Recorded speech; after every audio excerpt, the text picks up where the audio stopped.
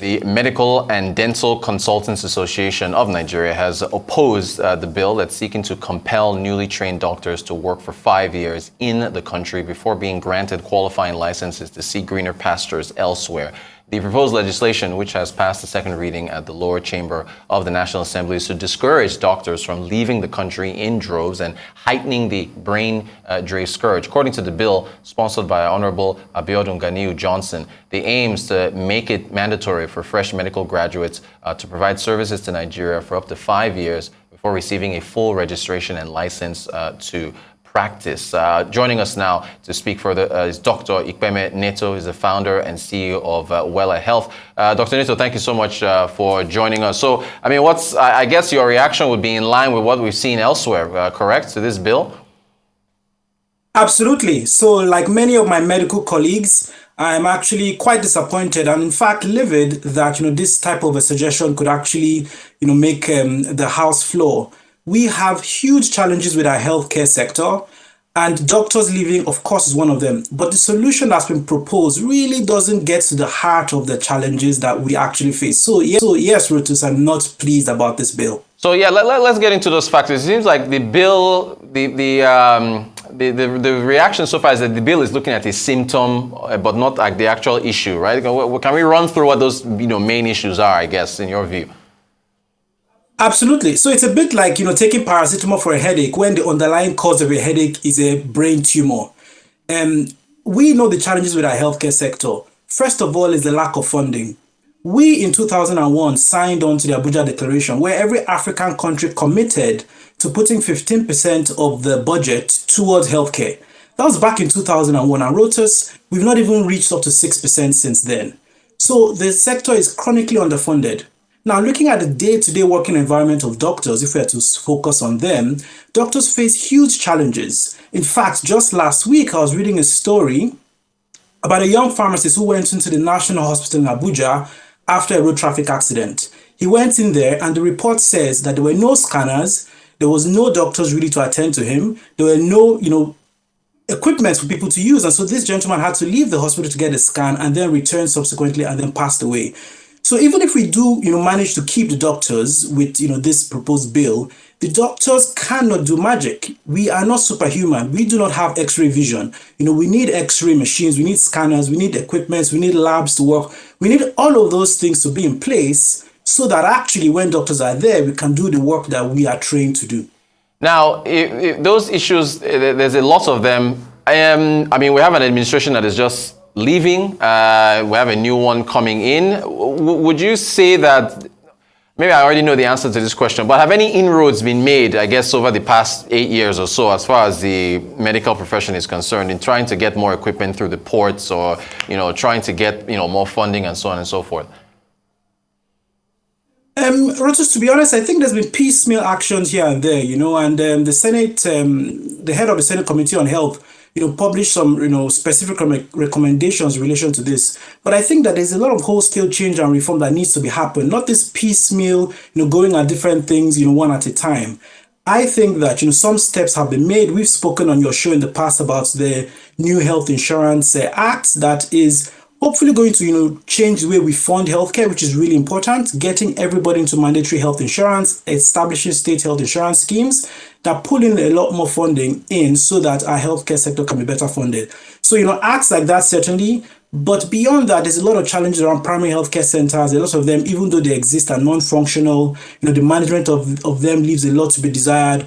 Our ministries of health, do have challenges as well. So I would say that we need whole-scale reform that looks at the big picture and not just, cherry picking here and there and tinkering at the edges. We need really deep and serious whole-scale reform. Well, how do we retain the talent? Is it all about compensation, or does it go beyond that as far as the doctors that we're producing? Because these doctors do so, yourself, you're one of them. There are others that do well around the world that are recognized, Nigerian doctors doing so well. But how do we retain that talent?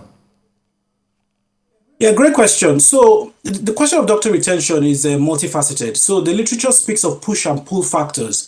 So there are some factors that push the doctors away from Nigeria, and there are factors from other countries that pull in the doctors to them. The biggest market for Nigerian doctors is the United Kingdom. Over the last 10 years, I understand that over 1,400 doctors have left Nigeria to move to the UK to practice. Now, yes, pay is a part of that, but when you speak to a lot of doctors, they talk about job satisfaction. Nigerian doctors all across the world, and I've been privileged to meet a lot of them in the US, in the UK, even in Australasia.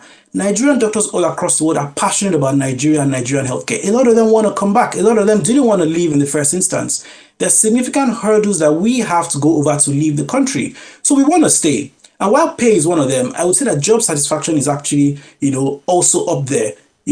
Give us conducive environments to work, give us equipment, treat us with respect, pay us a fair wage. We're not asking for, a lot of money. A lot of our politicians are earning significant incomes where you would argue that, do they contribute as much as doctors do? A lot of us would argue no. Can we actually remunerate the brightest and best in society? Because remember, the people that go to study medicine in Nigeria are our best. They score the highest in WAEC, they score the highest in JAM, and they come out and they earn 150, 200,000. That really is appalling. So pay, yes, but the working conditions even more so. Between both of these, I would say that we can start to work against that tide of brain drain. There seems to be so many issues that are impacting the sector, and yet we see this type of bill coming out. What does this bill, I guess, say about whether or not, what does it say about whether our politicians, our leaders are in tune with what's really happening? There's so many quote-unquote stakeholders, there are committees, there are these engagements that happen all over the country, but yet we see a bill like this. Are they out of touch? Leadership.